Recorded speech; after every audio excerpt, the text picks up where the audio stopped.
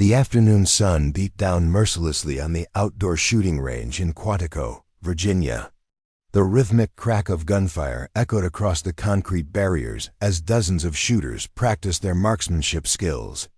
Among them was Sarah Martinez, a 28-year-old logistics coordinator for a defense contractor, who had been coming to this range every weekend for the past 6 months. What started as a hobby recommended by her ex-military father had quickly become an obsession, not just with accuracy, but with speed and tactical proficiency.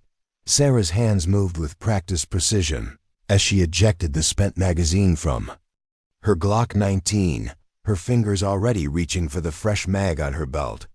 She had been drilling reload techniques for hours, trying to shave precious milliseconds off her time. Her personal best stood at 2.8 seconds for a tactical reload, but she knew the professionals could do it in under 2 seconds. The frustration was evident in her furrowed brow as she slammed the fresh magazine home and racked the slide, sending another round of 9mm downrange. Before we jump back in, tell us where you're tuning in from and if this story touches you. Make sure you're subscribed, because tomorrow I've saved something extra special for you. What Sarah didn't notice was the figure watching her from 3 lanes over.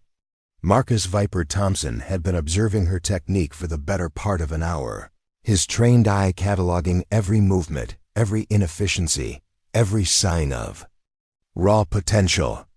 At 34, Marcus was a decorated Navy SEAL with over a decade of combat experience across 4 deployments in Iraq, Afghanistan, and several classified operations that would never make it into any official record. His weathered hands bore the scars of countless missions, and his steel-gray eyes held the kind of focus that only comes from surviving situations where a split-second decision means the difference between coming home or coming home in a box. Marcus had come to the range that day for his own training regimen, maintaining the muscle memory and skills that had kept him alive through more firefights than he cared to count. But something about the young woman's determination had caught his attention. He recognized the hunger in her movements, the same drive that separated the warriors from the weekend shooters. She wasn't just plinking targets for fun. She was training with purpose, even if she didn't fully understand what that purpose was. Yet, Sarah's reload technique, while enthusiastic, was fundamentally flawed. She was gripping the magazine wrong, her support hand was in the wrong position, and her body mechanics were fighting against speed rather than enabling it. But beneath those correctable errors, Marcus saw something that couldn't be taught: an innate tactical instinct and an unwavering focus under pressure. When a brass casing from the shooter next to her hit her in the face mid-reload, she didn't flinch or break concentration. She simply continued her drill, wiped a small cut on her cheek, and resumed training. The range was busy that day, filled with a mix of law enforcement officers, military personnel, and civilian enthusiasts. The atmosphere was typical for a weekend afternoon, focused but relaxed, with the occasional burst of laughter or friendly competition between neighboring shooters. Sarah had positioned herself at lane 15, towards the middle of the range, where she could observe other shooters' techniques in her peripheral vision while maintaining her own concentrated practice routine. Her equipment setup revealed someone serious about improvement. She had invested in quality gear, a professional-grade holster, multiple magazine pouches positioned for optimal access, and a shot timer that beeped insistently every few seconds, measuring her progress with unforgiving precision. The target downrange, positioned at 7 yards, showed tight groupings that spoke to her fundamental marksmanship skills. This wasn't someone struggling with basic accuracy. This was someone ready for the next level of training. Marcus finished his own drill, a complex scenario involving multiple targets, magazine changes, and shooting positions that would have challenged most recreational shooters. But his attention kept drifting back to Sarah. There was something familiar about her intensity, reminding him of his own early days in Bud S. Training when every instructor seemed superhuman, and every skill seemed impossibly difficult to master. He remembered the frustration of knowing you could do better, but not knowing how to get there. The SEAL community had taught Marcus many things, but perhaps the most important was the responsibility that came with elite skills. Knowledge hoarded. Was knowledge wasted? The brotherhood extended beyond just the teams. It included anyone with the heart of a warrior, regardless of whether they wore the trident. And as he watched Sarah's 15th consecutive reload drill, each one marginally better than the last but still far from optimal, Marcus made a decision that would change both their lives forever. He began gathering his gear, his mind already formulating an approach. In his experience, unsolicited advice was rarely welcomed, especially from strangers at a shooting range. But there were ways to offer help that didn't bruise egos or cross boundaries. The key was recognizing when someone was truly ready to learn and when they had the character to handle advanced instruction. Sarah's persistence over the past hour had answered the first question. Her response to what he was about to offer would answer the second. Marcus approached Sarah's lane with the quiet confidence that came naturally to those who had spent years operating in hostile environments, where every footstep could mean the difference between mission success and catastrophic failure. His movement was deliberate, but non-threatening, designed to announce his presence without startling someone who was clearly deep in concentration. He had learned long ago that surprising an armed individual, no matter how well-intentioned the approach, was never a wise tactical decision. "Excuse me, miss," Marcus said, his voice carrying just enough authority to cut through the ambient noise of the range while remaining respectful. "I couldn't help but notice your dedication to perfecting that reload. Mind if I offer a suggestion?" Sarah looked up from her shooting stance, her dark eyes immediately assessing the stranger who had interrupted her training flow. What she saw was a man who clearly belonged in this environment. Everything about him screamed military, from his perfect posture to the way his eyes automatically scanned the area around them before focusing on her face. His range bag was organized with military precision, and she could see the corner of what looked like specialized equipment that was definitely not standard civilian gear. "I appreciate the offer," Sarah replied cautiously, "but I've been working with an instructor for the past few months. I think I've got the basics down pretty well." There was no hostility in her voice, but there was a clear message. She wasn't looking for random advice from strangers, no matter how qualified they might appear. Marcus smiled slightly, recognizing the response of someone who had probably dealt with more than their share of unsolicited expertise from fellow range users. "I'm sure you do," he said.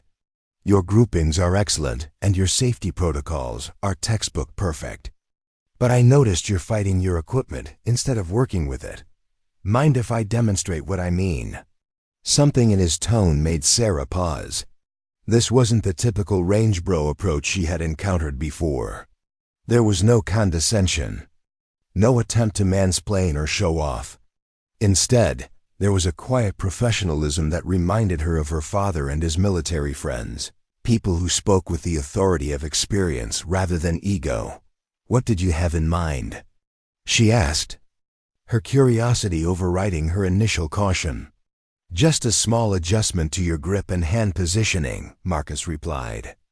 "It might feel awkward at first, but I think you'll see an immediate improvement in your times."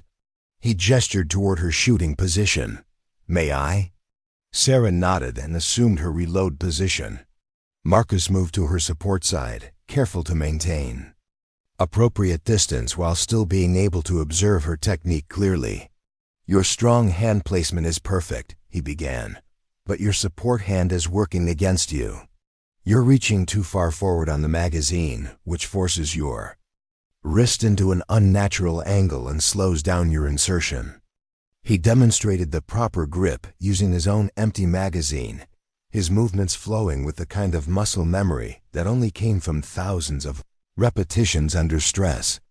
"See how the magazine sits in the web of your hand rather than in your fingertips?" This gives you better control and allows your wrist to maintain its natural alignment throughout the entire movement. Sarah mimicked his grip, immediately feeling the difference in how the magazine seated in her hand. That does feel more natural, she admitted. But it seems like I have less fine motor control this way. That's actually the point, Marcus explained.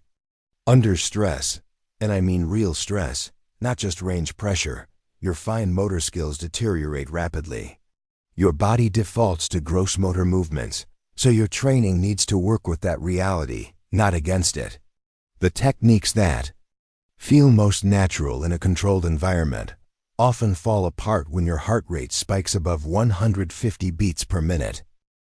The conversation was interrupted by the range safety officer's whistle, signaling a ceasefire for target changes.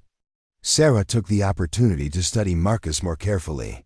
There was something about the way he carried himself, the casual authority in his voice, and the precision of his movements that spoke of extensive combat experience. She had grown up around military personnel and could usually spot the difference between someone who had been deployed and someone who had just been stationed stateside. "You mind me asking what your background is?" Sarah asked as they waited for the all-clear signal.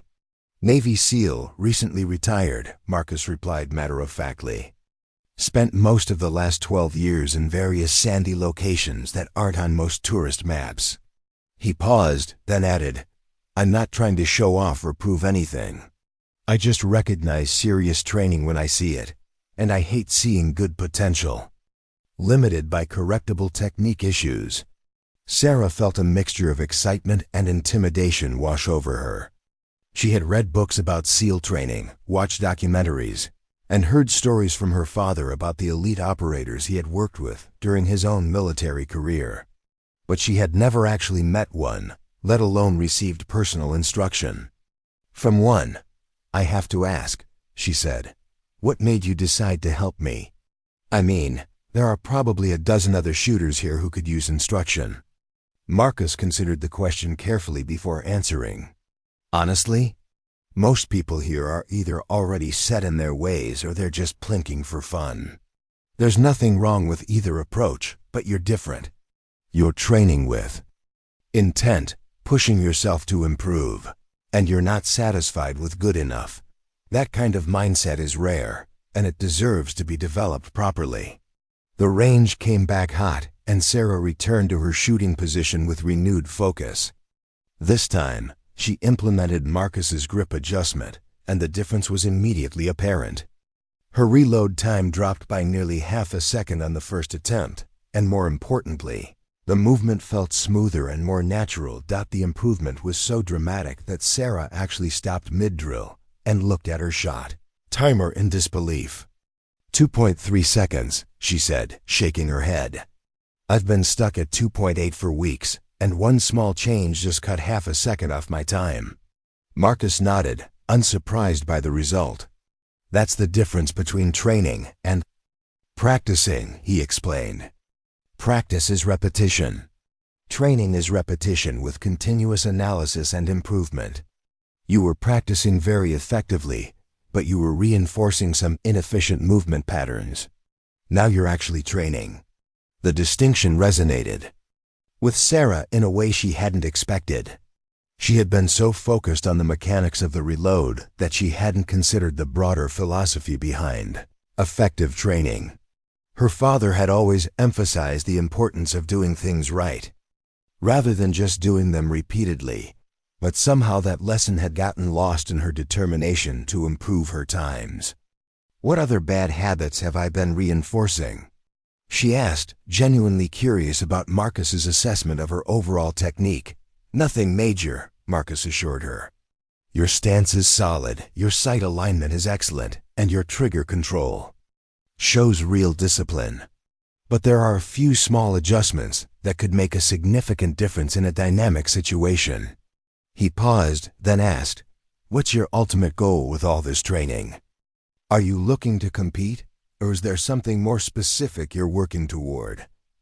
Sarah hesitated before answering.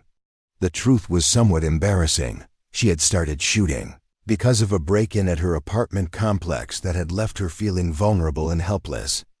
But what had begun as a desire for basic self-defense had evolved into something much deeper. The more she learned about tactical shooting, the more she realized how much she didn't know, and the more she wanted to push herself to genuine proficiency.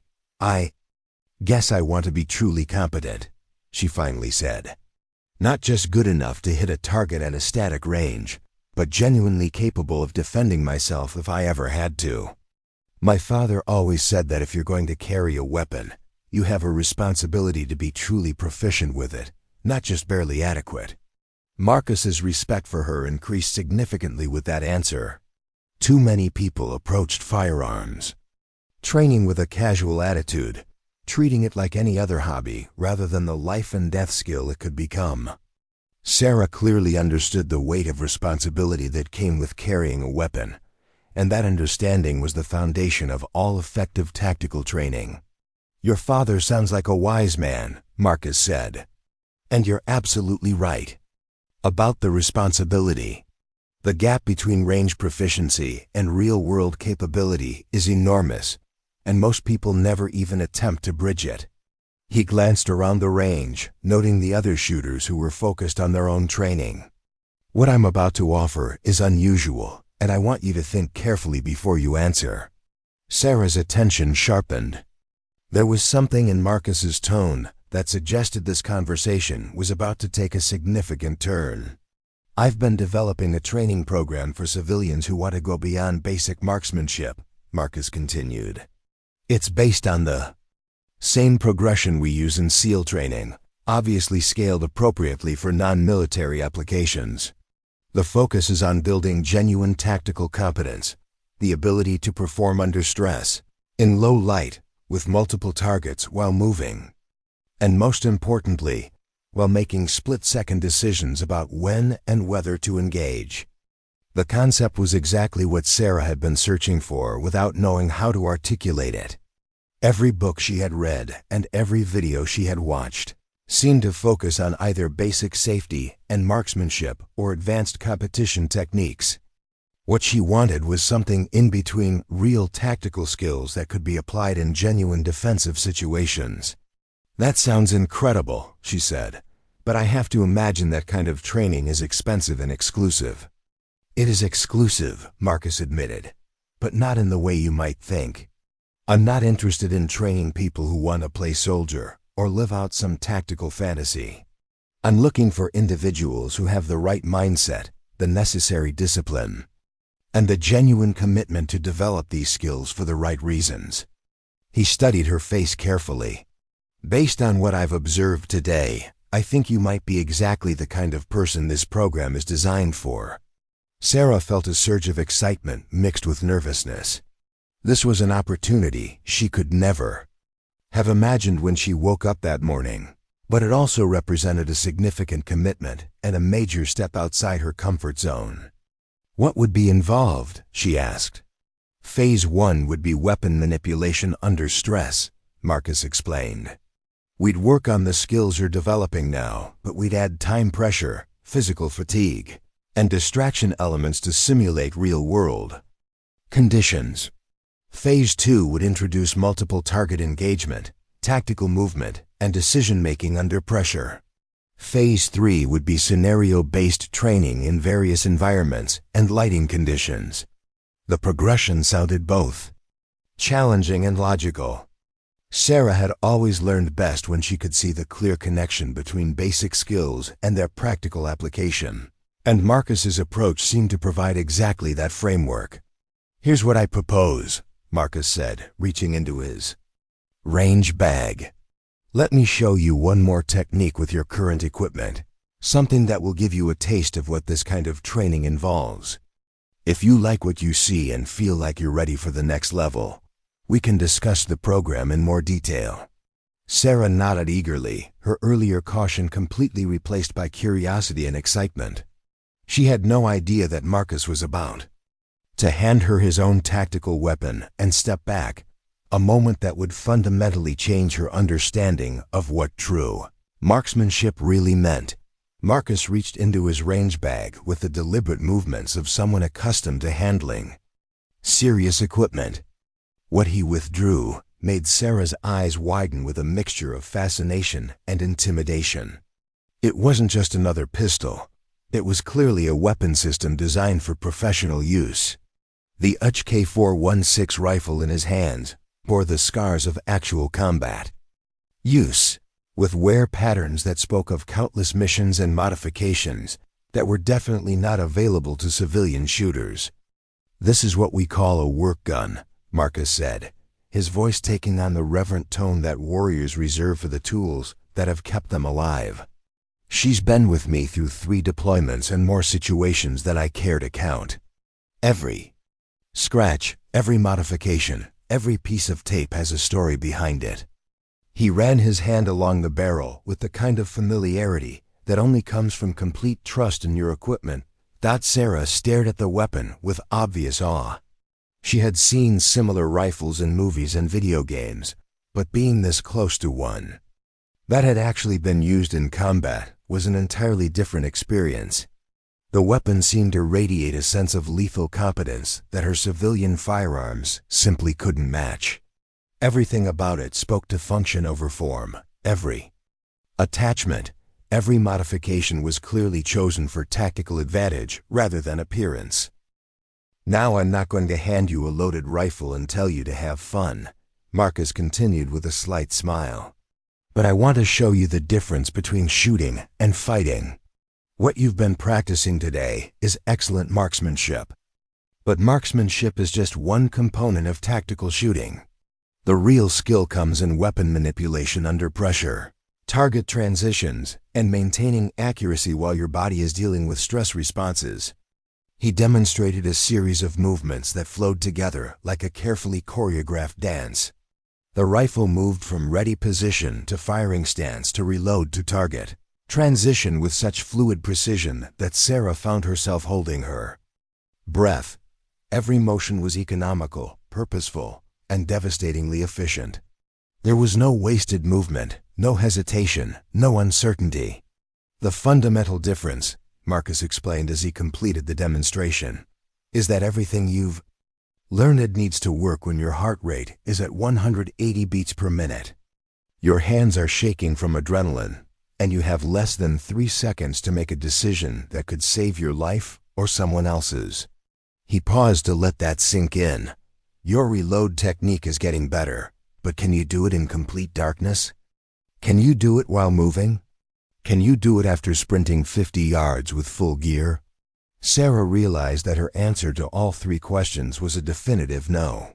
Her training had been conducted under perfect conditions: good lighting, stable shooting platform, no time pressure beyond her own self-imposed goals. The gap between her current skill level and true tactical competence was far larger than she had imagined. "I've never even considered those scenarios," she admitted. "I thought if I could get fast and accurate at the basic skills, everything else would just be a matter of applying those same skills under different conditions." "That's a common misconception," Marcus replied. "Skills don't automatically transfer from controlled to uncontrolled environments. In fact, the opposite is usually true. People's performance degrades dramatically when you add stress factors. That's why tactical training focuses so heavily on building skills that remain functional when everything goes wrong." He gestured toward her Glock. "Your weapon is perfectly adequate for defensive use, but it's only as good as your ability to employ it effectively under pressure. The most expensive, most advanced weapon in the world is useless in the hands of someone who can't access their skills when they need them most." Sarah nodded, beginning to understand the philosophy behind Marcus's approach to training. It wasn't about having the coolest equipment or being able to perform impressive tricks at the range. It was about building confidence and competence that would remain intact when faced with a genuine life-threatening situation. "So how do you bridge that gap?" she asked. "How do you train for situations you've never experienced and hopefully never will?" "You create controlled stress," Marcus explained. "We start with time pressure, then add physical demands. Then introduce decision-making elements. Then combine all three with environmental challenges. Each phase builds on the previous one, but the key is never jumping too far ahead. You have to earn each level of complexity through demonstrated competence at the previous level. The concept made perfect sense to Sarah. It was similar to the progression she had followed in other challenging pursuits. You couldn't learn advanced techniques until you had mastered the fundamentals, but you also couldn't develop real competence without pushing beyond your comfort zone.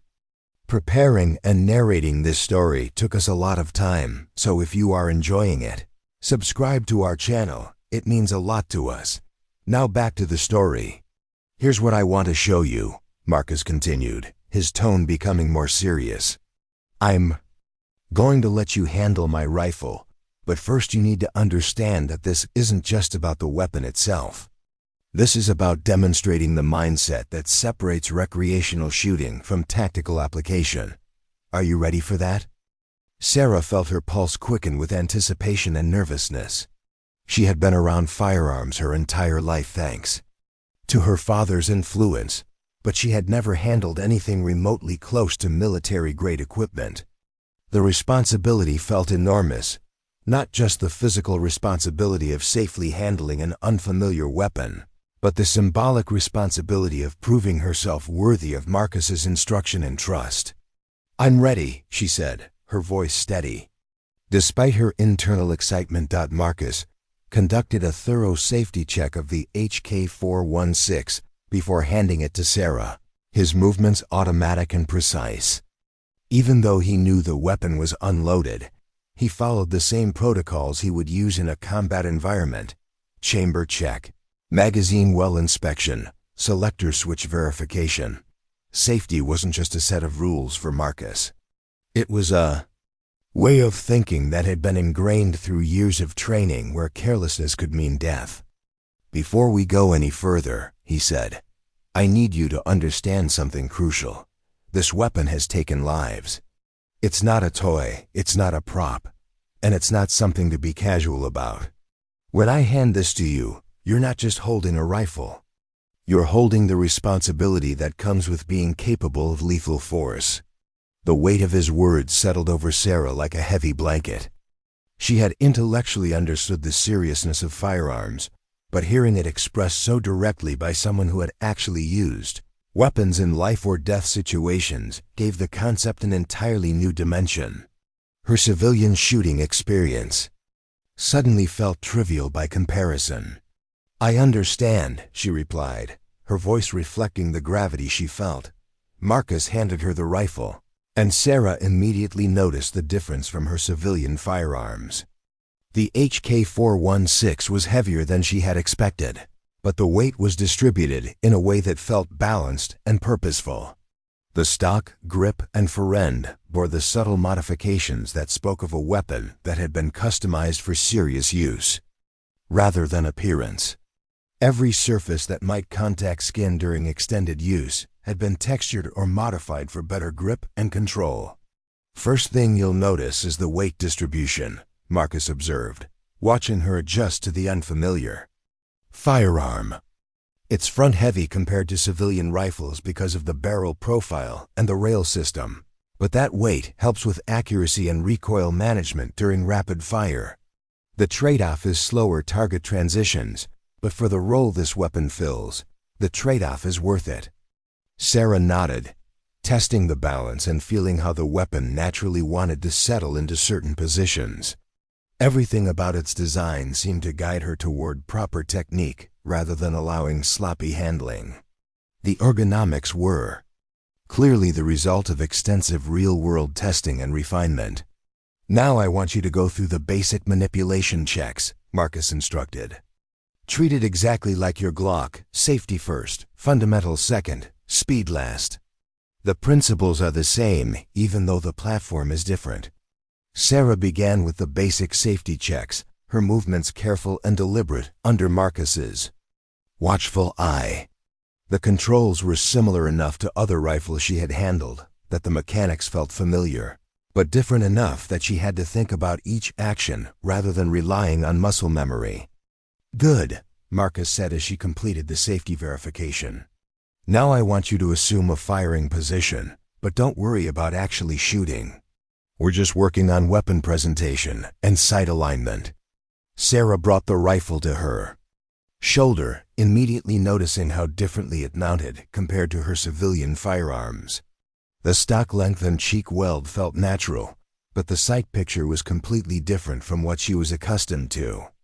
Instead of simple iron sights, the rifle was equipped with a complex optic system that provided multiple aiming references and magnification options.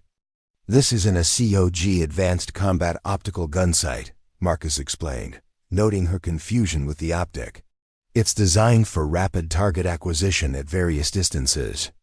The reticle provides holdover references for different ranges and even includes bullet drop compensation for standard loads." The sophistication of the equipment was overwhelming.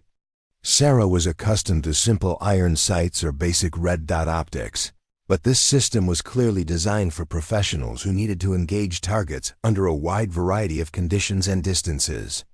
She could see how the complexity would be an advantage for someone with proper training, but it also represented another layer of skills she would need to develop. "The key difference you'll notice," Marcus continued, "is that everything about this setup is designed for speed and accuracy. Under stress, the trigger has a shorter reset than civilian triggers. The controls are positioned for manipulation without breaking your firing grip, and the optic is designed to be usable even if the primary reticle fails." Sarah experimented with the controls, finding that Marcus was absolutely correct about the ergonomics. Every switch, button, and lever was positioned where her fingers naturally wanted to go, eliminating the need to break her grip or shift her hand position to operate the weapon. The attention to detail was remarkable. "This is incredible," she said, her voice filled with genuine admiration. "I had no idea that the equipment could make such a difference in technique and efficiency." "Equipment is important," Marcus agreed, "but it's only as good as the person using it. I've seen operators with basic equipment outperform others who had every tactical gadget imaginable, simply because they understood their weapon system completely and had trained extensively with it." He paused, then added, "The weapon doesn't make the warrior makes the weapon."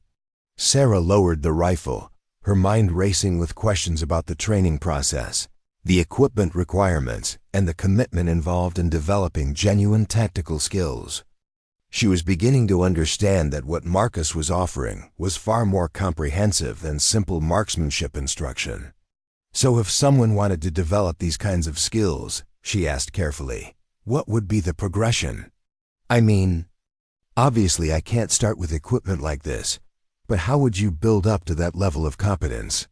Marcus smiled, recognizing the question as the first step toward a serious commitment to advanced training. "The progression is actually more about mindset than equipment." Marcus began, taking the rifle back from Sarah and conducting another automatic safety check. "You can develop world-class tactical skills with basic equipment if you approach the training correctly.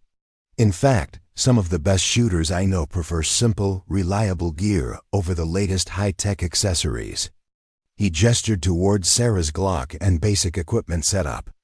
"What you have right now is perfectly adequate for developing fundamental tactical skills. The key is learning to push those fundamentals beyond their comfort zone. We start with what you already know: accurate shooting and smooth reloads. Then we add stressors one at a time until you can maintain that same level of performance under extremely challenging conditions." Sarah found herself leaning forward, captivated by the systematic approach Marcus was describing. It was exactly the kind of structured progression she had been hoping to find, but hadn't known how to access. Phase 1 would focus on perfecting your weapon manipulation skills, Marcus continued. We'd work on reloads, malfunction clearances, and target transitions until they become completely automatic. But we wouldn't just drill them at a comfortable pace, we'd add time pressure, physical fatigue, and distraction elements to build stress inoculation. The concept of stress inoculation was new to Sarah, but it made immediate sense. If the goal was to maintain skills under pressure, then training needed to simulate that pressure in progressively challenging ways. What kind of stress factors? She asked. Physical exertion is usually the first one, Marcus explained. We might have you do a series of burpees or mountain climbers, then immediately transition to shooting drills while your heart rate is elevated and your hands are shaking.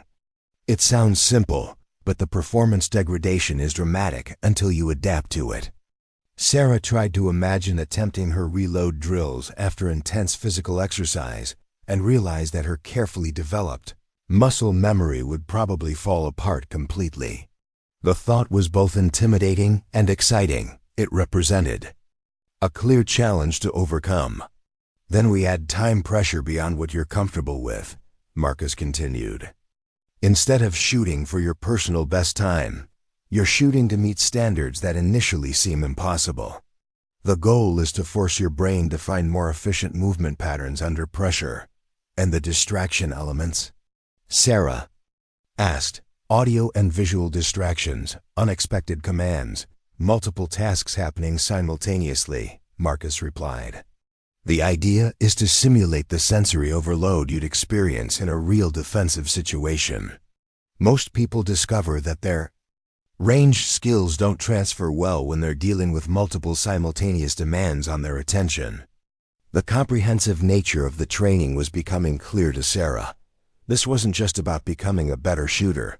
It was about developing the ability to think clearly and act decisively under the worst possible circumstances. Phase 2 would introduce tactical movement and multiple target engagement, Marcus continued. You'd learn to shoot accurately while moving, engage multiple threats in order of priority, and use cover and concealment effectively. This phase requires a lot more space than a typical shooting range can provide, so we'd move to specialized facilities designed for tactical training. Sarah's excitement was building with each new detail. The training sounded challenging and comprehensive, but also exactly what she had been searching for without knowing how to articulate it. Phase 3 is scenario-based training, Marcus said. This is where everything comes together. You'd face realistic situations that require split-second decision-making about when to shoot, when not to shoot, how to move, how to communicate, and how to manage multiple threats simultaneously. These scenarios are based on real-world incidents and are designed to test judgment as much as marksmanship skills. The progression sounded both logical and daunting. Sarah realized that she was contemplating a commitment that would fundamentally change her relationship with firearms and personal protection. This wasn't casual hobby shooting. This was preparation for situations she hoped never to face, but needed to be ready for. I have to ask, Sarah said, what made you decide to offer this kind of training to civilians? I would think that most military professionals would want to keep these skills within the community. Marcus considered the question carefully before answering. There are a few reasons, he said finally. First, the gap between civilian firearms training and real tactical competence is enormous, and it's growing. Most civilian instruction focuses on basic safety and marksmanship, which is important but insufficient for genuine self-defense preparedness. He paused, his expression becoming more serious.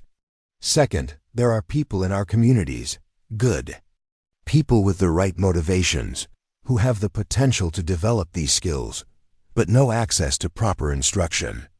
They end up trying to teach themselves from books and videos, which can actually be dangerous if they develop bad habits or overestimate their capabilities.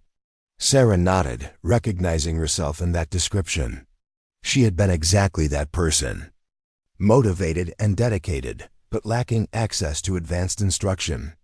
Finally, Marcus continued, I believe there's a responsibility that comes with these skills. If you have knowledge that could help someone protect themselves or their family, then sharing that knowledge appropriately is a moral obligation. The key word is appropriately. This isn't training I'd offer to just anyone.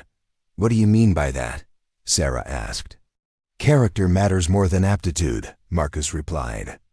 I'm looking for people who understand the weight of responsibility that comes with tactical skills, who have the discipline to train consistently, and who have the right motivations for wanting these capabilities.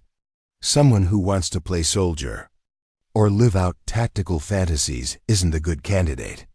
Someone who wants to be genuinely prepared to protect themselves and others is.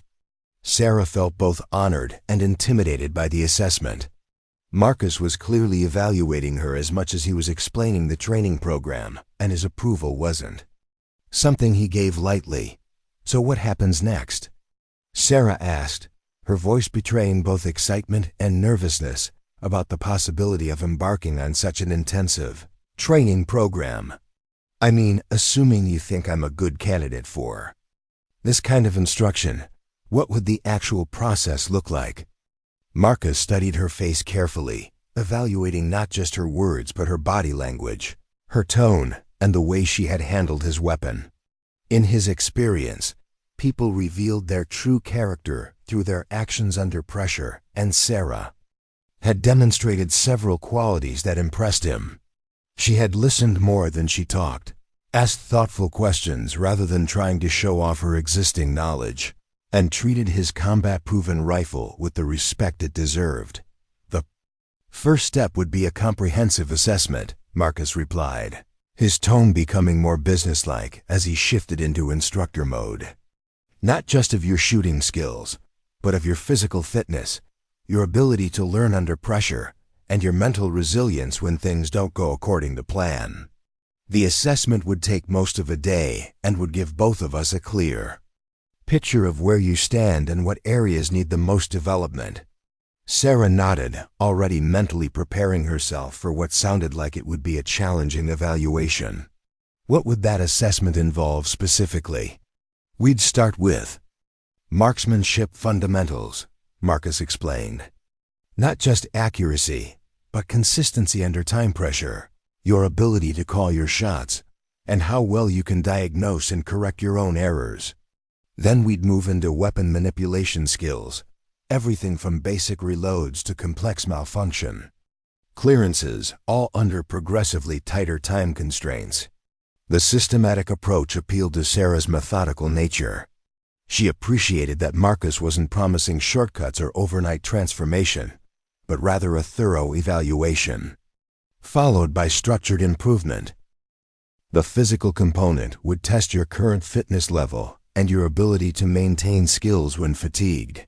Marcus continued. Nothing extreme, but enough to see how your shooting degrades when your heart rate is elevated and your muscles are tired. This isn't about being a gym rat. It's about understanding the relationship between physical condition and performance under stress. Sarah made a mental note to increase her cardio training. She maintained decent general fitness, but she suspected that Marcus's definition of adequate conditioning was probably more demanding than her current routine. The mental component is often the most revealing, Marcus added.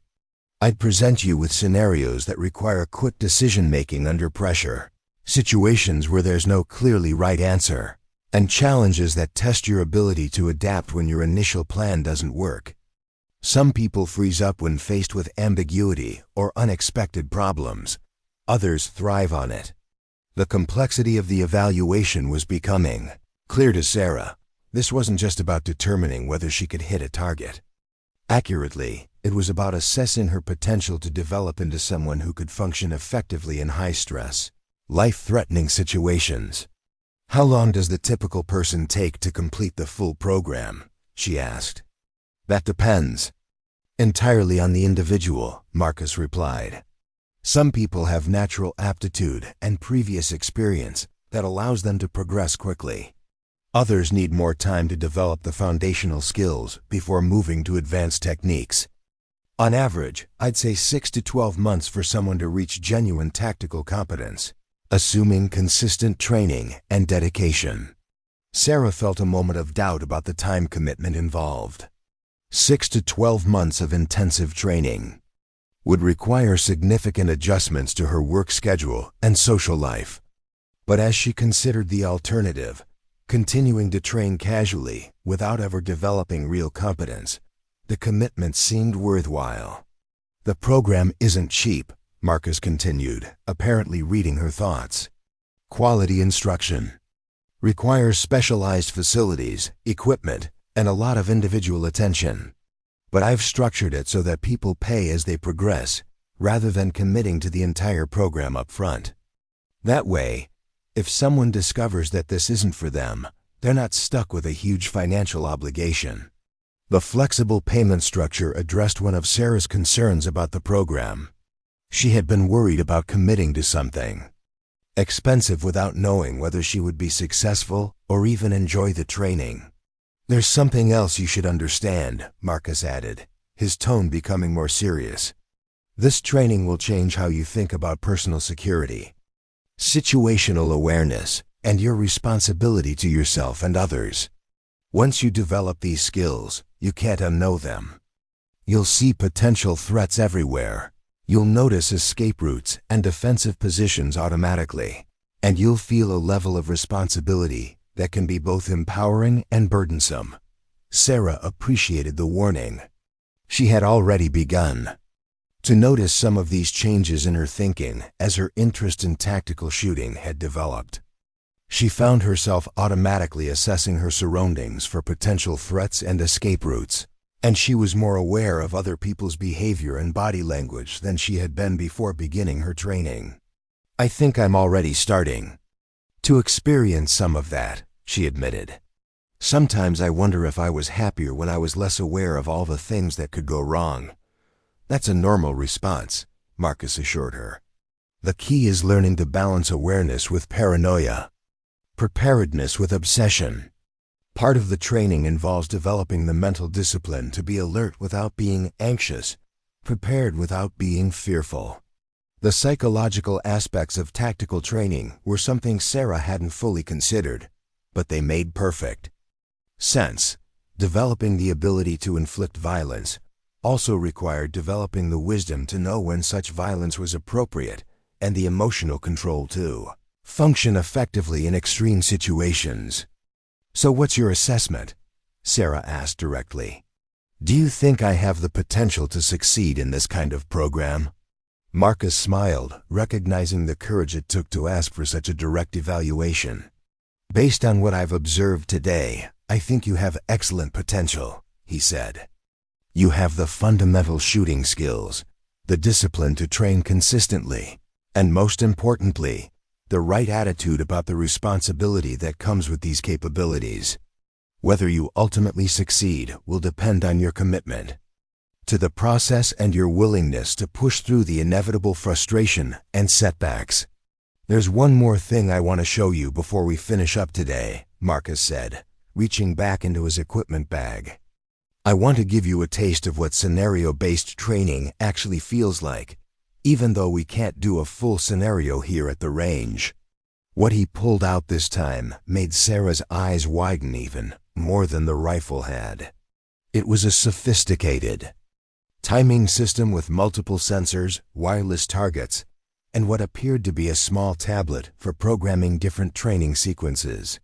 The equipment looked like something that belonged in a professional training facility rather than a public shooting range.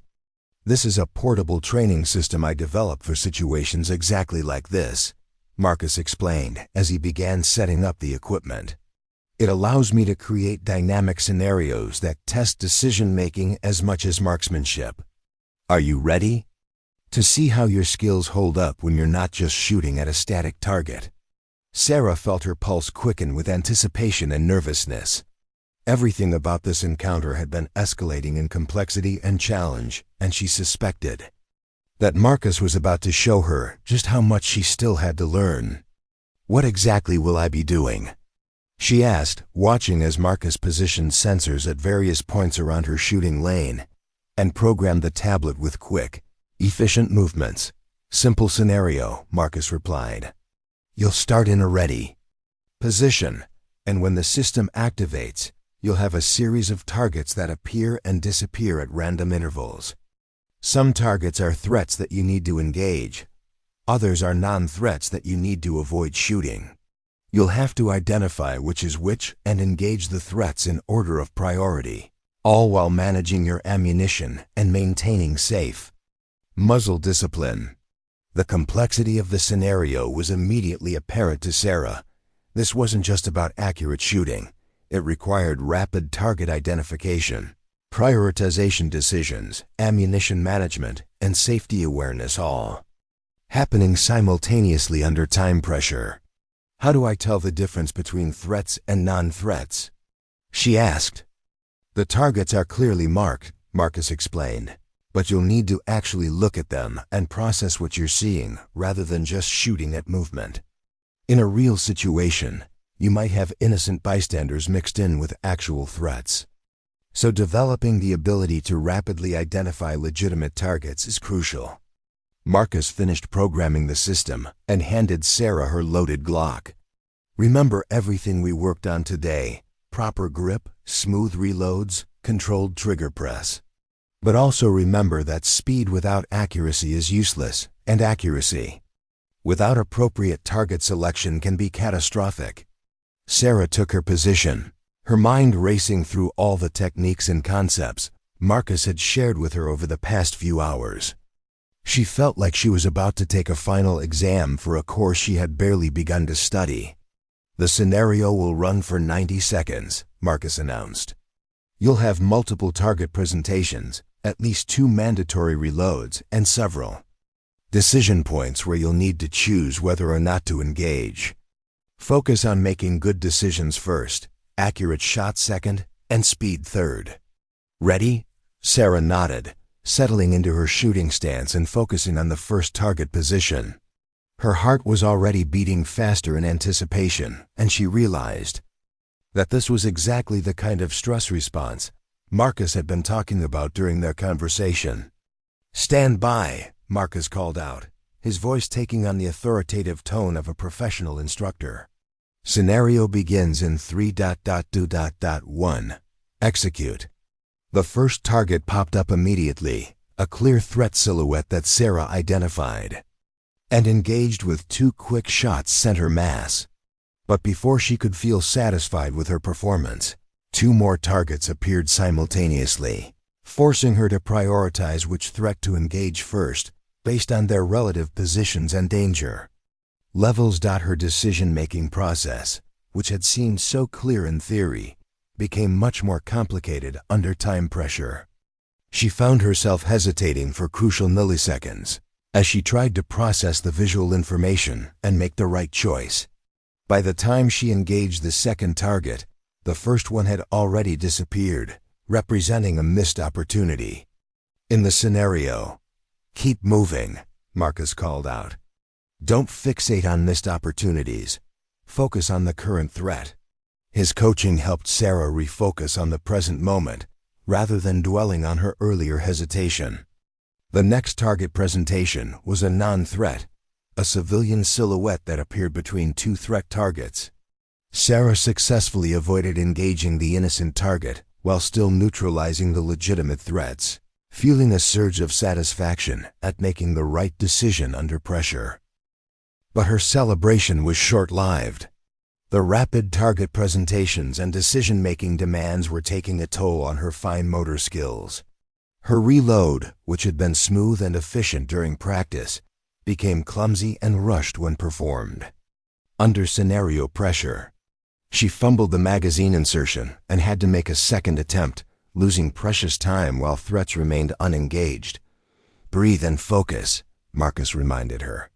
"Slow is smooth, smooth is fast." Sarah forced herself to slow down her movements slightly, concentrating on executing the techniques properly rather than rushing through them. The advice paid off immediately. Her next reload was much cleaner, and her subsequent shots were more accurate as a result of the improved weapon manipulation. The scenario continued to present challenges that tested different aspects of her skills. Multiple simultaneous threats forced her to manage her ammunition carefully and engage targets in order of priority. Moving targets required her to adjust her shooting technique on the fly. Mixed threat and non-threat presentations demanded constant vigilance and decision-making. By the time the 90-second scenario ended, Sarah was breathing heavily, and her hands were shaking slightly from the combination of adrenaline and physical exertion. She had never experienced anything remotely similar during her regular range training, and the difference was both humbling and enlightening. "How did I do?" she asked, though she suspected the answer based on how challenging the scenario had felt. Marcus consulted the tablet, which had been recording her performance throughout the scenario.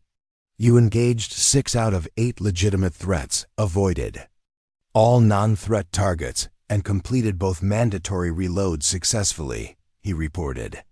"Your average shot time was acceptable, and your accuracy on the targets you did engage was quite good." Sarah felt a mixture of pride and disappointment at the results. She had performed better than she had feared, but not as well as she had hoped. "But more importantly," Marcus continued, "let's talk about what you learned about yourself during that scenario. What surprised you the most about your performance?" Sarah considered the question carefully, replaying the scenario in her mind, and trying to identify the key moments where her performance had either exceeded or fallen short of her expectations. "I think what surprised me most was how much the time pressure affected my decision-making," she admitted. "During normal shooting, I have all the time I need to line up my shots and think about what I'm doing. But when targets were appearing and disappearing quickly, I found myself rushing decisions and second-guessing myself." Marcus nodded approvingly.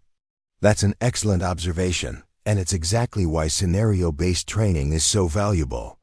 You can't really understand your capabilities and limitations until you test them under realistic pressure." "What else did you notice?"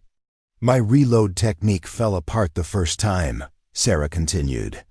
"All that practice I've been doing, and when I really needed it to work smoothly, I fumbled it completely. I guess muscle memory isn't as solid as I thought it was." Muscle memory developed under low-stress conditions doesn't automatically transfer to high-stress situations, Marcus explained. "That's why we progressively add stress factors during training. You need to build muscle memory that remains functional when your fine motor skills are degraded by adrenaline and time pressure." Sarah was beginning to understand the sophisticated psychology behind effective tactical training. It wasn't enough to simply repeat movements until they became automatic. Those movements had to remain automatic, even when the body and mind were dealing with extreme stress. "The other thing that really stood out," Sarah added, "was how mentally exhausting it was. I'm physically tired, but I'm even more mentally drained from trying to process so much information and make so many decisions so quickly. Mental fatigue is often more limiting than physical fatigue in tactical situations," Marcus agreed. "Your brain is working overtime to process threats, make decisions, and coordinate complex motor skills all simultaneously. That's why tactical training places such heavy emphasis on developing automatic responses. The more skills you can perform without conscious thought, the more mental capacity you have available for critical thinking and decision-making." The comprehensive nature of tactical competence was becoming clearer to Sarah with each new insight. This wasn't just about becoming a better shooter, it was about developing an entirely different way of processing information and responding to threats. "So based on this scenario," Sarah asked, "what would you say are my biggest areas for improvement?" Marcus consulted his notes from the tablet before responding. "Your fundamental marksmanship is solid, which is a great foundation to build on. Your biggest improvement opportunities are in threat assessment speed and weapon manipulation under pressure. You also tend to overthink decisions when you should be trusting your instincts." Each piece of feedback resonated with Sarah's own perception of her performance. She had noticed herself hesitating when quick action was required, and she had definitely felt her weapon handling skills deteriorate under pressure. "The good news," Marcus continued, "is that all of these issues are completely correctable with proper training. In fact, they're the exact skills that the program is designed to develop. You've identified your limitations, which means you're ready to work on overcoming them." Sarah felt a renewed sense of determination. The scenario had been challenging and humbling, but it had also shown her exactly what she needed to work on and given her confidence that improvement was possible. "I have one more question," she said. During the scenario, there were a couple of moments where I wasn't sure whether a target was a legitimate threat or not. In a real situation, how do you make those kinds of decisions when the consequences are so serious? Marcus's expression became more serious as he considered how to answer such a complex question. "That's perhaps the most important skill we develop in advanced training," he said finally. "The ability to rapidly assess threats and make appropriate use-of-force decisions under extreme pressure. It requires understanding legal standards, developing excellent situational awareness, and building the confidence to act decisively when action is warranted." He paused, then continued. "The key is training extensively in realistic scenarios so that your decision-making process becomes as automatic as your shooting technique. You want to reach a point where you can rapidly assess a situation, determine the appropriate level of response, and execute that response without hesitation or doubt." The responsibility inherent in such decision-making was sobering to Sarah. She was beginning to understand that tactical training wasn't just about developing physical skills. It was about preparing to make life-and-death decisions under the worst possible circumstances. "This has been incredible," Sarah said, gesturing toward the training equipment and Marcus's rifle. "I've learned more in the past few hours than I have in months of regular training. If you're willing to work with me, I'd like to seriously consider your program." Marcus smiled, recognizing the commitment he was hearing in her voice. "I think you'd be an excellent candidate for advanced training," he replied. "You have the right attitude, the necessary foundation skills, and most importantly, you understand the responsibility that comes with these capabilities." He handed her a business card with contact information for his training company. "Take some time to think about it," he suggested. "This is a significant commitment of time, money, and mental energy. Make sure you're ready for that level of dedication before you decide to move forward." Sarah accepted the card, already knowing that her decision was made. The scenario had shown her both how much she had to learn and how much she wanted to learn it. For the first time since she had started shooting, she felt like she had found the kind of training that would help her develop genuine competence rather than just basic proficiency. "I don't need time to think about it," she said with conviction. "When can we start?" Marcus raised an eyebrow at Sarah's immediate enthusiasm, though he wasn't entirely surprised by her response. In his experience, people who had the right mindset for tactical training usually recognized it immediately when they encountered the real thing. Still, he had learned to be cautious about accepting students who made impulsive decisions, even positive ones. "I appreciate your enthusiasm," he said carefully, "but I've found that people who make training decisions in the heat of the moment sometimes have second thoughts when they're faced with the actual demands of the program. Why don't you take at least a week to consider what you're committing to, talk it over with your family if that's appropriate, and make sure this fits with your other obligations?" Sarah understood his caution, but her conviction only strengthened as she considered his suggestion. "I've been looking for exactly this kind of training for months," she replied. "Today didn't create my interest in tactical skills. It just showed me what genuine tactical training actually looks like. I've already thought through the commitment and the lifestyle changes it would require." Marcus studied her face, looking for signs of impulsiveness or unrealistic expectations. What he saw instead was the same focused determination he had observed during her reload practice earlier that day. Sarah wasn't someone who made casual decisions about serious subjects. "Fair enough," he said finally. "But I want to be completely clear about what you're signing up for. This isn't a casual shooting class that you can drop in and out of when it's convenient. The training builds progressively, with each phase depending on skills developed in the previous phase. Missing sessions or approaching the training casually will compromise your development and potentially create safety issues. I understand, Sarah replied without hesitation. My current job has flexible hours, and I've already been dedicating most of my weekends to shooting practice anyway. This would just be replacing less effective training with more effective training. Marcus nodded, satisfied with her response. The initial assessment I mentioned would be next Saturday, assuming you're serious about moving forward. It's a full-day evaluation starting at 0800 and running until approximately 1700, with breaks for meals and hydration. The assessment fee is $300, which gets applied to your program tuition if you decide to continue. Sarah made a mental note of the schedule and cost. The assessment fee was reasonable considering what would be involved, and she appreciated that it would be credited toward the full program cost. What should I bring? She asked, already planning her preparation for the evaluation. Your current firearm and all your existing gear, Marcus replied. I want to assess your skills with the equipment you're already familiar with rather than introducing variables by having you use unfamiliar weapons.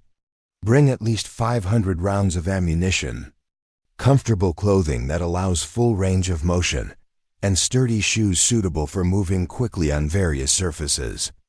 The ammunition requirement surprised Sarah. It was significantly more than she typically used during a range session. But she realized that a comprehensive assessment would require extensive shooting to properly evaluate her skills under various conditions. One more thing, Marcus added. Bring a notebook and be prepared to take notes throughout the day.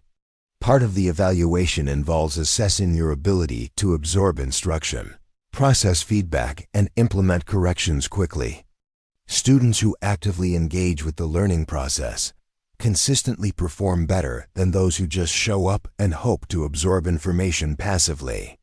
Sarah appreciated the emphasis on active participation. It aligned with her own learning style and confirmed that Marcus's approach was as much about developing mental skills as physical ones. Is there anything I should do to prepare between now and the assessment? She asked. Continue your current training routine, but don't try to make any major changes to your technique, Marcus advised. I want to see your natural shooting style and movement patterns, not your attempt to anticipate what I might be looking for. The assessment is about identifying your starting point, not testing whether you can guess what the right answers are. Marcus began packing up his equipment with the same systematic efficiency he had displayed throughout their interaction. Sarah watched, realizing that she was observing someone whose attention to detail and methodical approach had been refined through years of high-stakes situations where mistakes could be fatal. I have to ask, Sarah said as Marcus secured his rifle in its case. What made you decide to offer this kind of training? I mean, you could probably make more money doing corporate security consulting or working for government contractors. Marcus paused in his packing, considering how much of his story to share. After 12 years of deployments, I was ready to come home and stay home, he said finally. But I also realized that I had skills and knowledge that could help people protect themselves and their families. There are a lot of good people out there who want to be prepared, but don't have access to quality training. Bridging that gap felt like a worthwhile way to serve my community. The sincerity in his voice convinced Sarah that Marcus was motivated by genuine desire to help rather than just business opportunity. It made her even more confident in her decision to pursue training with him. There's something else you should know, Marcus continued as he shouldered his equipment bag. This training will change you in ways you probably haven't considered. You'll develop skills that most people don't have, and with those skills comes responsibility. You'll need to think carefully about when and how to use your capabilities. And you'll need to be prepared for the psychological aftermath of using them if that ever becomes necessary. Sarah nodded solemnly, understanding that Marcus was preparing her for the mental and emotional aspects of tactical training that went far beyond marksmanship and weapon handling. I think I'm ready for that responsibility, she said. In fact, I think that's exactly why I want this training. I don't want to be helpless if something bad happens. And I don't want to be unprepared if I ever need to protect myself or someone else. Marcus extended his hand for a professional handshake. Then I'll see you next Saturday at 0800. Don't be late. Punctuality is part of the evaluation. As Sarah shook his hand, she felt like she was taking the first step toward becoming the person she had always wanted to be. Someone truly capable of protecting herself and others when it mattered most. As Sarah drove home from the range that evening, her mind was racing with everything that had happened over the past few hours. The business card Marcus had given her sat on her passenger seat, but she had already memorized the contact information and the details of their upcoming assessment. What had started as a routine practice session had transformed into the beginning of what she sensed would be a life-changing journey. She couldn't stop thinking about the moment when Marcus had handed her his combat-proven rifle. The weight of the weapon in her hands had been more than just physical. It represented years of training, deployments, and experiences that she could barely imagine. But more than that, it had shown her what genuine tactical competence looked like, and the gap between her current skills and true proficiency was both humbling and motivating. The scenario-based training had been particularly eye-opening. For months, Sarah had been measuring her progress by how quickly she could reload her pistol, or how accurately she could hit static targets at known distances. But Marcus's simple 90-second scenario had revealed that her carefully developed skills were still far from being truly functional under pressure. The realization was sobering, but it also provided a clear direction for improvement. Sarah's phone buzzed with a text message from her father. "How was the range today? Still working on those reload times?" Her father had been supportive of her shooting hobby from the beginning, understanding better than most the importance of being prepared to defend oneself. But Sarah realized that she was about to embark on training that would take her far beyond anything her father had experienced.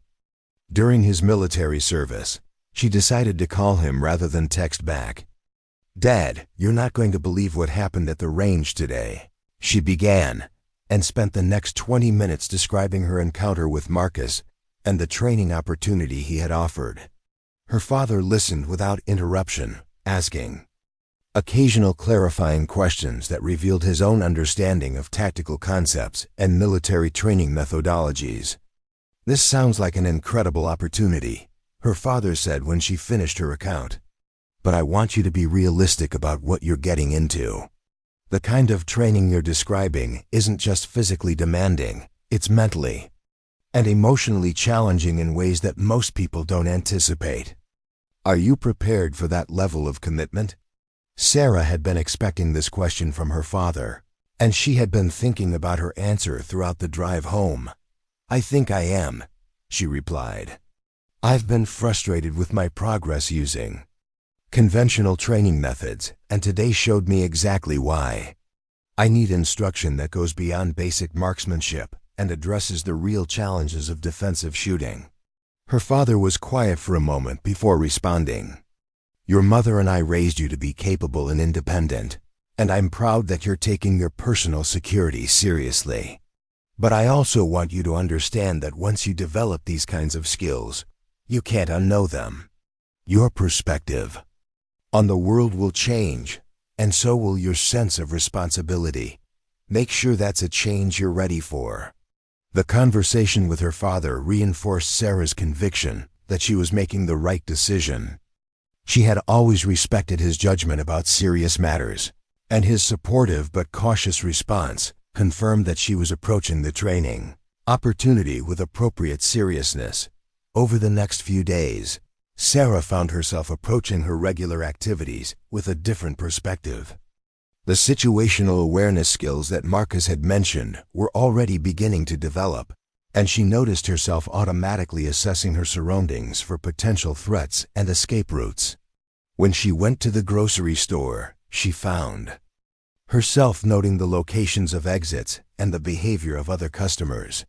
When she parked her car, she automatically positioned it for quick departure and avoided isolated areas.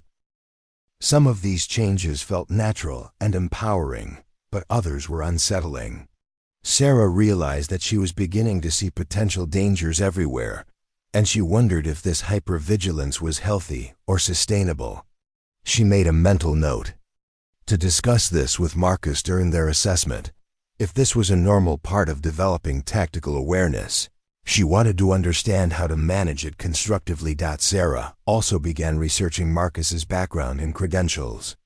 A quick internet search revealed that he was indeed a decorated Navy SEAL with extensive combat experience, just as he had claimed.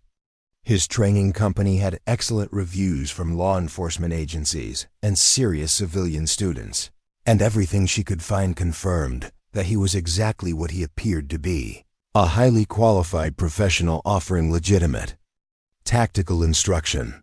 The more she learned about Marcus's background and teaching methodology, the more excited Sarah became about the assessment. This wasn't just an opportunity to improve her shooting skills. It was a chance to train with someone who had actually used these techniques in life or death situations and could teach her the mindset and skills that had kept him alive through multiple combat deployments.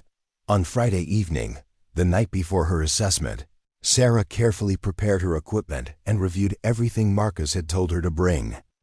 She had purchased the 500 rounds of ammunition he had requested, organized her gear for easy access, and selected clothing that would allow full range of motion while still being appropriate for what sounded like it would be a physically demanding day. As she laid out her equipment, Sarah reflected on how much her relationship with firearms had evolved over the past year.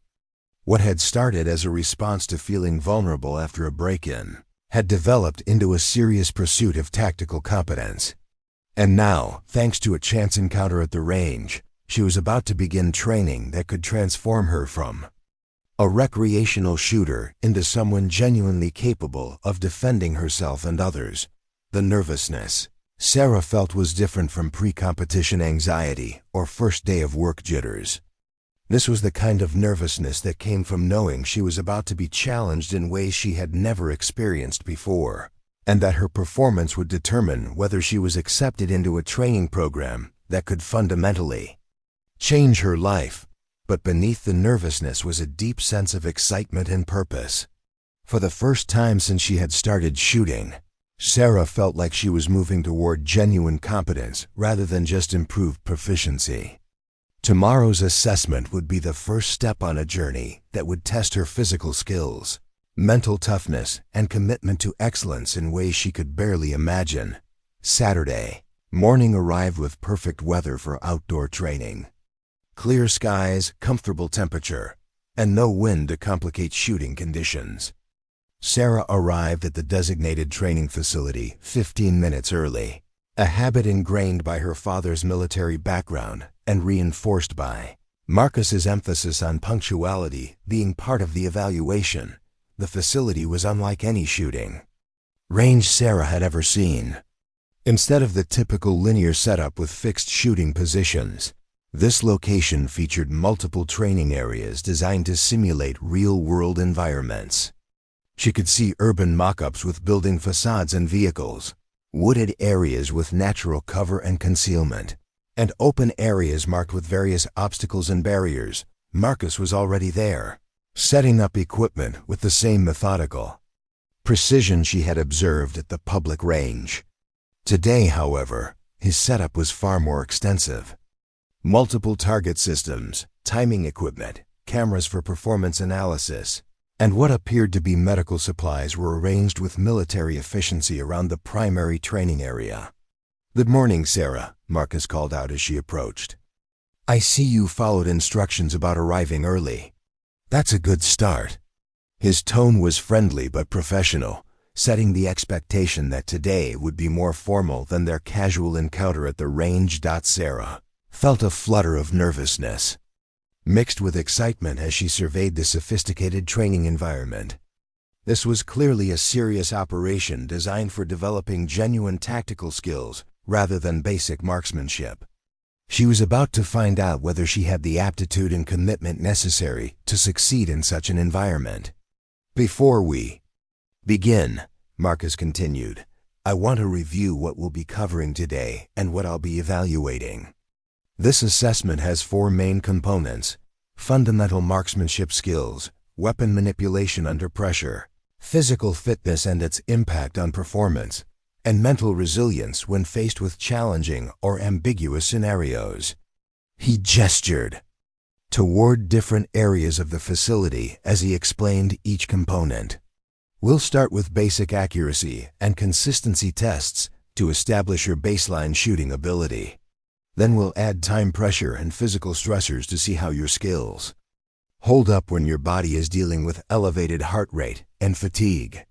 Finally, we'll run some decision-making scenarios that will test your ability to think clearly and act appropriately under pressure. Sarah nodded, mentally preparing herself for what sounded like it would be a comprehensive and demanding evaluation. She had been training consistently for months, but she suspected that Marcus's standards would be significantly higher than anything she had previously encountered. "I also want to be clear about something important," Marcus added, his tone becoming more serious. "This assessment isn't just about determining whether you have the current skills to succeed in advanced tactical training. It's about evaluating whether you have the potential to develop those skills and the character to handle them responsibly. Some of the most talented shooters I've worked with weren't suitable for tactical training because they lacked the judgment and discipline that these skills require." The emphasis on character and judgment reinforced Sarah's understanding that tactical training was about much more than marksmanship accuracy. Marcus was looking for students who could be trusted with advanced capabilities and who would use those capabilities appropriately. "Let's start with the fundamentals," Marcus said, leading Sarah to a shooting position equipped with multiple target systems at various distances. "I want to see your natural shooting style without any coaching or input from me. Shoot at your own pace, use whatever techniques feel most comfortable, and don't worry about impressing me. I need to see your current skill level, not your attempt to demonstrate techniques you think I want to see." Sarah appreciated the instruction to shoot naturally rather than trying to anticipate Marcus's preferences. She settled into her familiar shooting stance, loaded her Glock, and began engaging targets at 7, 15, and 25 yards. Her shots felt smooth and controlled, and she was satisfied with the accuracy she was achieving. What Sarah didn't realize was that Marcus was evaluating far more than just where her bullets were hitting.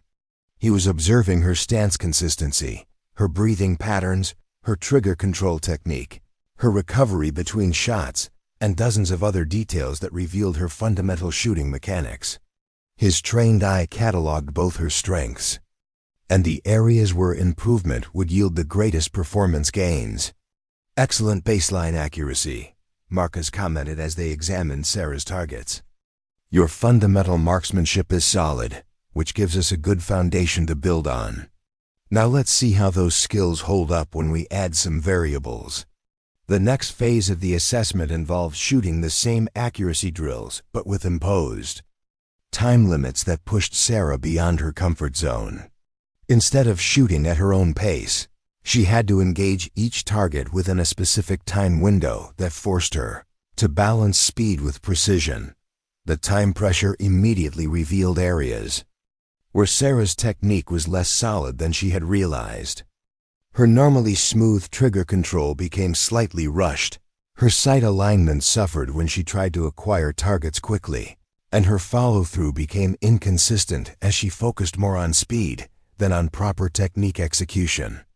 "This is completely normal," Marcus assured her as they reviewed her performance. "Most shooters experience significant degradation when time pressure is introduced because they haven't trained their fundamentals to be truly automatic. When your conscious mind is focused on beating the clock, your subconscious has to handle the shooting mechanics, and that only works if those mechanics have been practiced extensively under similar conditions." Sarah found Marcus's explanation both comforting and educational. She had assumed that her carefully developed shooting skills would transfer automatically to time scenarios, but the reality was proving more complex than she had anticipated. "The next phase is where things get interesting," Marcus continued, leading Sarah to an area equipped with exercise stations. We're going to elevate your heart rate through physical exertion, then immediately transition to shooting drills. This simulates the physiological stress you'd experience in a real defensive situation. The physical component began with a series of exercises designed to rapidly increase Sarah's heart rate and introduce muscle fatigue. Burpees, mountain climbers, sprints, and other high-intensity movements left her breathing heavily and her hands shaking slightly from exertion and adrenaline. "Now shoot," Marcus commanded, pointing toward a target array as Sarah was still catching her breath from the exercise circuit. The difference in her performance was dramatic and immediately apparent. Her normally steady hands trembled as she tried to align her sights. Her breathing was too rapid and irregular to provide a stable shooting platform, and her fine motor control was significantly compromised by the physiological stress. "This is exactly what happens in real-world defensive situations," Marcus explained as Sarah struggled to achieve acceptable accuracy while dealing with elevated heart rate and muscle fatigue. "Your body's stress response is designed to prepare you for gross motor activities like running or fighting, but it's counterproductive for the fine motor control required for precision shooting." Sarah's first few shots were embarrassingly inaccurate compared to her baseline performance, but she gradually began to adapt to the new conditions. She learned to time her shots with her breathing cycle, to accept a slightly less perfect sight, pitch her in exchange for getting shots off while she was still relatively stable, and to trust her fundamentals even when her body wasn't cooperating perfectly. "Much better," Marcus observed as Sarah's accuracy began to improve. "You're learning to work with your body's stress response rather than fighting against it. That adaptability is exactly what we look for in students who have the potential to succeed in advanced training." The encouragement gave Sarah confidence to push harder during the remaining physical challenges. Each exercise circuit was followed immediately by shooting drills that tested different aspects of her marksmanship under stress. Some required rapid target transitions while fatigued. Others demanded precise shot placement while her heart rate was still elevated. And several combined multiple challenges simultaneously. By the time they broke for lunch, Sarah was exhausted physically but exhilarated mentally.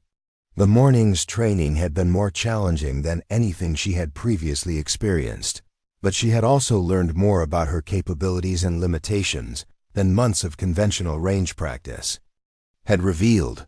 "How do you think you're doing so far?" Marcus asked as they sat in the shade eating sandwiches in REHYDING. Sarah considered the question carefully, trying to balance honest self-assessment with confidence in her potential.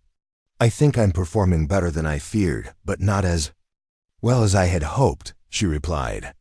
"The time pressure and physical stress revealed some significant gaps in my skills, but I also feel like I'm adapting and improving as we go." Marcus nodded approvingly. "That's an excellent assessment, and the fact that you can analyze your own performance objectively is a very positive indicator.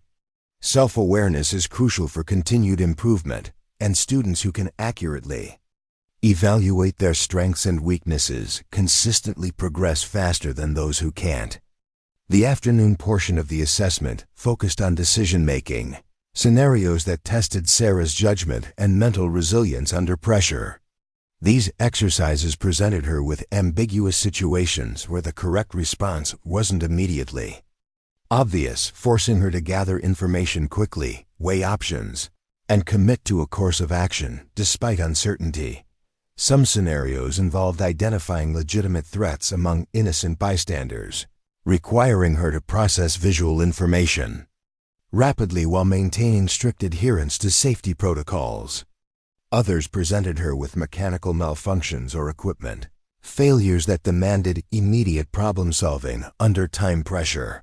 Several exercises combined physical challenges with mental demands, forcing her to think clearly while dealing with fatigue and stress. The most challenging scenarios were those that had no clearly correct answer, designed to test Sarah's ability to make reasonable decisions with incomplete information, and then commit fully to those decisions rather than second-guessing herself. These exercises revealed as much about her personality and character as they did about her tactical skills. As the afternoon assessment concluded, Sarah felt a profound sense of accomplishment mixed with humility. The day had pushed her beyond every limit she thought she had, revealing capabilities she didn't know she possessed, while also highlighting areas where she had significant room for improvement. She was physically exhausted, mentally drained, but more motivated than ever to pursue advanced tactical training. Marcus spent the final hour of the assessment reviewing Sarah's performance across all the evaluated areas, providing detailed feedback about her strengths and identifying specific skills that would need development. His analysis was thorough, fair, and delivered with the kind of professional objectivity that Sarah had come to expect from him. Your fundamental marksmanship skills are excellent, Marcus began, consulting his notes from throughout the day. You have good natural shooting mechanics, consistent accuracy under controlled conditions, and the discipline to maintain safety protocols even when stressed or fatigued. Those qualities provide a solid foundation for advanced training. Sarah felt a surge of pride at the positive assessment, but she knew that Marcus would also address the areas where her performance had been less impressive. Your weapon manipulation skills need significant development, Marcus continued. Your reloads are technically correct but not yet automatic, and your malfunction clearance procedures are too slow for tactical applications. These are purely training issues that can be corrected with proper practice, but they'll require dedicated effort to bring up to acceptable standards. Sarah nodded, having expected this feedback based on her performance during the stress shooting exercises. She had definitely felt her reload technique deteriorate under pressure, and she knew that building truly automatic responses would require extensive practice under various conditions. More importantly, Marcus added, you demonstrated excellent adaptability and mental resilience throughout the day. When faced with new challenges or unexpected difficulties, you adjusted your approach and continued to perform rather than becoming frustrated or giving up. That mindset is absolutely essential for success in tactical training. The emphasis on mental attributes rather than just physical skills reinforced Sarah's understanding that tactical training was as much about developing the right mindset as it was about building shooting competence. Your decision-making under pressure was generally sound, Marcus continued. You gathered available information quickly, made reasonable choices based on what you knew, and committed to your decisions rather than hesitating. There were a few scenarios where you could have been more decisive, but overall your judgment was good. Sarah remembered the scenarios where she had struggled with uncertainty and second-guessed herself. She was pleased that Marcus had noticed her efforts to overcome those moments of doubt and push through to decisive action. Based on today's assessment, Marcus said, setting down his notes and looking directly at Sarah, I believe you have excellent potential for success in advanced tactical training. You have the fundamental skills, the right attitude, and the character qualities that are essential for this kind of development. The question now is whether you're prepared to commit to the intensive training process that will be required. Sarah felt her heart rate increase with anticipation. She had been hoping for exactly this outcome, but hearing Marcus's professional assessment made the opportunity feel more real and more significant.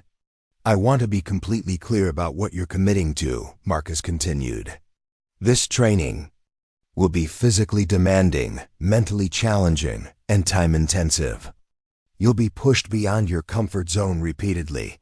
You'll face scenarios that test your judgment and decision-making under extreme pressure, and you'll be expected to maintain the highest standards of safety and professionalism throughout the process. The comprehensive nature of the commitment was exactly what Sarah had been hoping to find. She had been frustrated by training approaches that focused only on basic marksmanship or that failed to address the mental and decision-making aspects of tactical situations. The training progression we discussed earlier, weapon manipulation, physical stress conditioning, and scenario-based decision-making, will take approximately 8 to 10 months to complete, assuming consistent attendance and dedicated practice between sessions, Marcus explained. The cost for the complete program is substantial, but it's structured so that you can pay as you progress, rather than committing to the entire amount up front. Sarah appreciated both the realistic timeline and the flexible payment structure. 8 to 10 months was a significant commitment, but it seemed reasonable for developing the kind of comprehensive tactical skills Marcus was describing. "I have one final question for you," Marcus said. "What do you hope to gain from this training? I want to understand your motivation and make sure that your expectations align with what the program can realistically provide." Sarah had been thinking about this question throughout the day, and her experiences during the assessment had helped clarify her goals. "I want to develop genuine competence," she replied. "Not just the ability to hit targets accurately at a shooting range, but the skills and confidence to protect myself and others if that ever becomes necessary. I want to know that if I'm ever faced with a life-threatening situation, I'll be prepared to respond effectively rather than being paralyzed by fear or uncertainty." Marcus nodded, clearly satisfied with her response. "That's exactly the kind of motivation that leads to success in this program," he said. "You understand the responsibility that comes with these capabilities, and you're approaching the training for the right reasons." He extended his hand for a professional handshake. "Welcome to the program, Sarah. We'll start with Phase 1 next Saturday. Don't be late." As Sarah shook his hand, she felt like she was crossing a threshold into a new phase of her life. The journey ahead would be challenging and demanding, but she was finally on the path toward becoming the capable, confident person she had always wanted to be. The drive home that evening gave Sarah time to process everything she had experienced during the assessment. She was tired but exhilarated, humbled but confident, and more determined than ever to push herself toward genuine tactical competence. Tomorrow she would begin preparing for the next phase of her training, but tonight she simply wanted to savor the satisfaction of having taken the first major step toward her goal. As she pulled into her driveway, Sarah realized that her encounter with Marcus at the shooting range had fundamentally changed the trajectory of her life. What had started as a simple practice session had evolved into the beginning of a comprehensive transformation that would challenge every assumption she had about her capabilities and push her toward levels of competence she had never imagined possible. Up next, you've got 2 more standout stories right on your screen. If this one hit the mark, you won't want to pass these up. Just click and check them out. And don't forget to subscribe and turn on the notification bell so you don't miss any upload from us.